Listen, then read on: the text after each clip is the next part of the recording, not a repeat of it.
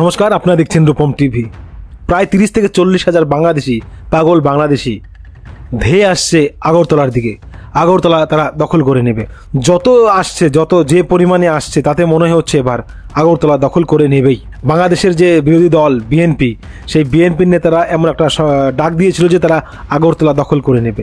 এবার বিএনপির যে বড় বড় নেতা, তারা কিন্তু অংশগ্রহণ করেনি সেই লং মার্চে, কিন্তু বিএনপির যে সমস্ত শাখা সংগঠন তারা অংশগ্রহণ করেছে। প্রচুর 30 থেকে 40 হাজার উন্মাদ ধেয়ে আসছে আগরতলার দিকে, এবার দখল করবেই। এইদিকে আসামের দিকে প্রচুর ভারতীয় সেনা রওনা দিয়েছে, মানে গাড়ি গাড়ি যাচ্ছে ভারতীয় সেনা।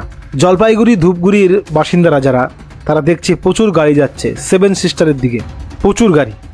মানে সেভেন সিস্টারের যে সমস্ত বর্ডার এরিয়া, সেখানে যেন কোনো রকমের উত্তেজনা না হয়, বাংলাদেশিরা যাতে কোনো রকম উত্তেজনা তৈরি করতে না পারে, সেই জন্য প্রচুর পরিমাণে ভারতীয় জওয়ান উপস্থিত।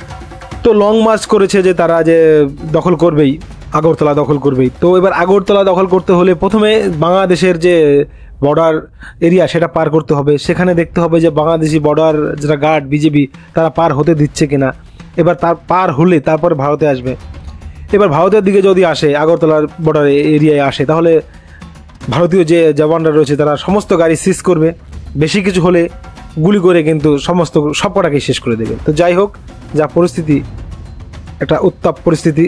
30-40 হাজার লোকজন আসছে আগরতলার দিকে। এদিকে আবার যেটা খবর পাচ্ছি, আগরতলার 1 লক্ষের মতো মানে জনগণ ভারতীয়, তারা আবার বলছে আসলেই সব কটাকে মাথা উড়িয়ে দেবো। তো যাই হোক, পরিস্থিতি হাস্যকরই একটা, যে লং মার্চের ডাক দিয়েছে বিএনপি, আগরতলা দখল করবে। প্রথমে তারা কলকাতা, এখন আগরতলা, কিন্তু দম নেই। কিন্তু ওই বাংলাদেশের বর্ডারের ওই পার থেকেই ফিরে যাবে, দেখে নিন। তাই হবে, আসলেই গুলি খেয়ে মরবে। আর ভারতীয় যারা আসাম, ত্রিপুরাবাসী যারা আছে, তারা পিটিয়ে মারবে এই বেটাদের, পাগলদের।